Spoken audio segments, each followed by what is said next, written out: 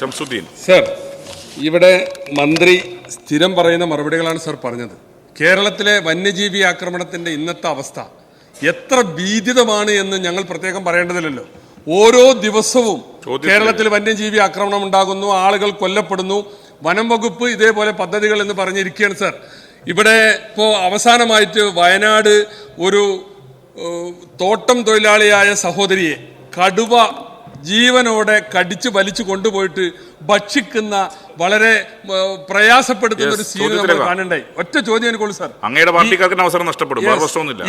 ഈ കടുവയുടെ സാന്നിധ്യം വനം വകുപ്പിന് കണ്ടെത്താൻ എന്തുകൊണ്ട് കഴിഞ്ഞില്ല? ഇപ്പൊ നമ്മുടെ നാട്ടിൽ അങ്ങനെ വന്യമൃഗങ്ങളുടെ സാന്നിധ്യം ഒരു പ്രദേശത്തുണ്ടെങ്കിൽ അത് വനം വകുപ്പിന് കണ്ടെത്താനുള്ള ക്യാമറയുണ്ട്. എന്തുകൊണ്ടാണ് വയനാട്ടിലെ കടുവയുടെ സാന്നിധ്യം? ഒരു തോട്ടം തൊഴിലാളി അവിടെ പോകുന്നുണ്ട്, ആ പോണതിന് മുമ്പ് പറയാമായിരുന്നു അവിടെ കടുവയുടെ സാന്നിധ്യം ഉണ്ടെന്ന്. ആ കാര്യത്തിൽ എന്ത് വീഴ്ച ആർക്കാണ് സംഭവിച്ചത്?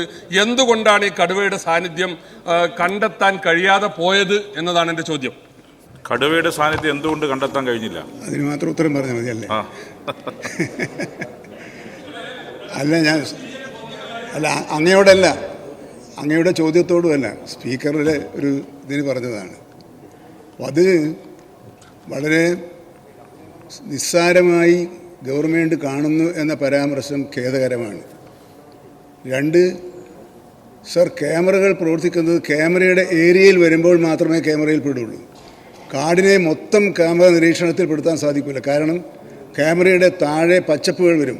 ആ പച്ചപ്പുകളും ചെറുകാടുകളുടെയും ഇടയിലാണ് ഇത്തരം വന്യമൃഗങ്ങൾ വന്നു ചേരുന്നത്. അപ്പോൾ പുൽപ്പരപ്പാണ് മിക്കവാറും ക്യാമറകളിലൂടെ കാണുന്നത്. അത് കേരളത്തിൻ്റെ വനമേഖലയുടെയും ഭൂപ്രദേശത്തിൻ്റെയും സവിശേഷതയാണ്. അപ്പോൾ ഉൾക്കാടുകളിലേക്ക് കൂടി നിരീക്ഷണം നടത്താൻ കഴിയുന്ന വിധത്തിലുള്ള മാൻ പവർ കൂടി ഉപയോഗിച്ചുകൊണ്ട് മാത്രമേ അത്തരം കാര്യങ്ങൾ നിർവഹിക്കാൻ കഴിയൂ. ആ കാര്യത്തിൽ ഫലപ്രദമായ നടപടികൾ സ്വീകരിക്കുമെന്ന് ഞാൻ അങ്ങേക്ക് ഉറപ്പ് നൽകുന്നു.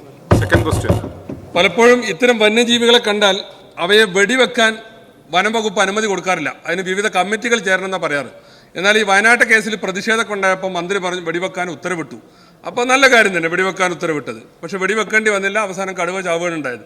ഞാൻ ചോദിക്കുന്നത്, ഇങ്ങനെ വെടിവെക്കാൻ ഉത്തരവിടാമെങ്കിൽ കേരളത്തിൽ പലപ്പോഴും വന്യജീവികളെ കാണുമ്പോൾ വളരെ കൂടുതൽ അക്രമകാരികളായ ആനയൊക്കെ കാണുമ്പോൾ വെടിവെക്കാനുള്ള ഉത്തരവിന് ഒരുപാട് കഷ്ടപ്പെടേണ്ടി വരുന്നു.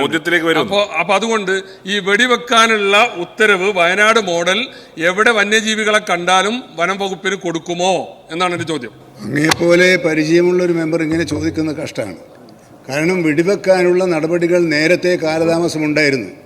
ആ കാലതാമസത്തിന് കാരണം പല നിയമങ്ങളാണ്. പക്ഷേ ഇപ്പോൾ താങ്കൾ ഈ ഒരു 1-2 മാസം അല്ലെങ്കിൽ 6 മാസത്തിനിടയിൽ കാലതാമസമുണ്ടായ ഏതെങ്കിലും ഒരു സംഭവം ചൂണ്ടിക്കാണിച്ചാൽ ആ കാലതാമസത്തിന് ഉത്തരവാദികളുടെ പേരിൽ നടപടിയെടുക്കുന്നതാണ്.